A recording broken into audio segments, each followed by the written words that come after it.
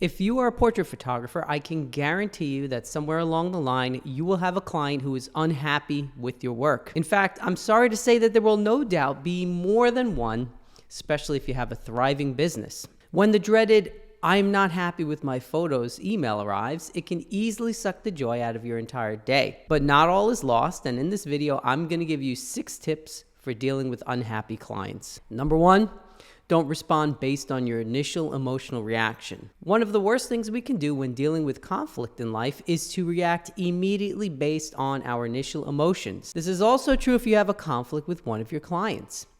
If you respond too quickly, chances are you're going to say something rash that you'll end up regretting later. And to be clear, I'm not just referring to an angry or defensive response. An equally bad response can be to take full blame or offer a full refund before taking enough time to think about and absorb the facts of the particular issue. The other reason not to instantly react or reply to an email is because when you read it in a heightened emotional state, chances are you're not fully understanding the problem being addressed. A much better plan of action is to read the email and then take a few minutes or an hour or a few hours to digest it and find your emotional center before responding. You can use this time to plan a response that's well thought out, that factors in all sides of the issue being presented to you. Of course, this is much harder to do if a client calls you to complain. But even in this situation, it's important to gather the information and not respond without thoughtfully considering where your client is coming from. Early on in my journey as a portrait photographer, I had one such client who called me to complain about a pricing issue that was unclear in their mind. In hindsight, I should have been much more firm with this person before just capitulating to their demands, because they were just a bully trying to get me to give my work away based on the fact that they felt entitled to it. Now, if I had taken the time to digest the situation, I would have responded very differently to this particular person. Number 2, don't put off fixing the problem. Now, my first piece of advice should not be construed to mean that we ought to avoid resolving conflict with a client. In fact, once the issue has been addressed in a thoughtful and balanced manner, the next step is to resolve it as soon as possible. This is not only what's best for your business, but also what's best for your own mental health. Now, when I have photos that a client isn't happy with, I fix the issue as soon as I can, because otherwise it's going to be a distraction and weigh on my mind until I get it done.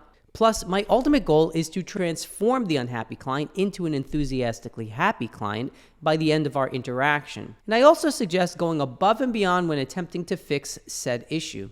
Let me give you an example from my life. I had a client about a year ago who came to me for headshots. Everything went well and she was happy with the session and the photos, but after I delivered the final images, she told me that she wasn't happy with them. As I already had a casual working relationship with this person and I knew her family, I immediately offered a reshoot, and I told her, look, my goal is just that you're happy with the photos.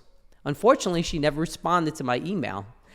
Then I sent a few more emails over the course of the next few weeks, and she didn't respond to any of those either. At that point, I could have easily given up and felt justified because it seemed like she just didn't want to come back. But I chanced upon her husband in the local deli, and I asked him if she told him about the photos. He wasn't even aware of the situation. So I told him, please let her know that I want her to come in for a reshoot again. My goal is that she's happy with the results. I'm not at all, upset about doing it. And I'm glad that I persisted in this way, because she finally did come back and we tried a completely different lighting setup, which she absolutely loved. Not only did she purchase even more photos and leave incredibly happy, but she also recommended her friend to me, who came in a week later and also had a great experience. Now, I'm not saying this will always be the case, but it should serve as a reminder that going the extra mile can really pay off. Number 3, avoid potential conflicts before they happen. Sometimes you don't have to be Nostradamus to predict the future. In fact, anticipating what clients will be unhappy about will help you to avoid most potential conflicts, and that really should be your goal. For example, if your pricing policy is not clearly displayed on your website and clearly reiterated to your potential clients, sooner or later, somebody's going to be upset about your fee. I've noticed that many creatives also avoid talking about money or look at it as sort of an afterthought, because they prefer to talk more about the creative process that we're passionate about. But detailing your process and why you are the best person for the job is only part of what you need to do. You also need to be extremely clear about your price structure so that you can avoid customers being confused or upset about your price. In addition to being clear on price, you must also be clear on your process. Early on, I would tell my clients something like, retouching is included in my image fee. But the problem with this statement is that most people look at Photoshop like it's some kind of magic wand that can cure all ills. Additionally, since my statement was so open-ended, it was easily misconstrued to mean that endless edits are included. And yes, I had a few clients who thought this was the case before I learned my lesson. Just as with your price, your policies need to be clearly spelled out both on your website and then told to the client when they book. If they know, for example, that you include or don't include a certain kind of retouching, or you charge or don't charge for a proof gallery, for example, before they book, you're guaranteed to avoid potential conflicts and unhappy clients. Whether by phone, email, or text, I try to be as detailed as possible when discussing my services and my fees. Number 4, be compassionate. I recently spoke to my friend, Chicago-based portrait photographer Michael Schacht, about this very subject, and he offered a very simple but often overlooked piece of advice. When dealing with an unhappy client, especially for those of us who are headshot and portrait photographers, it's crucial to remember to be compassionate and approach them with empathy. One thing that I've learned is that the way I see someone's face is not at all how they see it. Each person has their own perceived flaws, whether they're real or imagined, and this has a huge impact on how they view their own face, regardless of how you might see it. And sadly, many people have deeply ingrained body issues, which can stem from how they were treated as a child or at school and things like that. I once had a client tell me that her entire family makes fun of how she smiles, which was kind of heartbreaking to hear, but it also helped me to empathize with her and make sure that I worked as hard as I could to help create photos that she felt good about and addressed her particular concerns. Needless to say, this particular person had a great smile, and she just needed an empathetic and patient photographer to help her get there. One point I would like to be clear on is that being compassionate does not mean avoiding a potential issue at the time of the shoot. For instance, if I have a client with a noticeable eye difference, instead of ignoring or avoiding it, I will tactfully address it in order to understand how the client wants to address the perceived flaw. I found that people really appreciate honesty and candor in these situations, and as I mentioned in tip number 3, this is another way to avoid a problem before it happens. There is a balance in this approach, to be sure, as you don't want to inadvertently offend a client.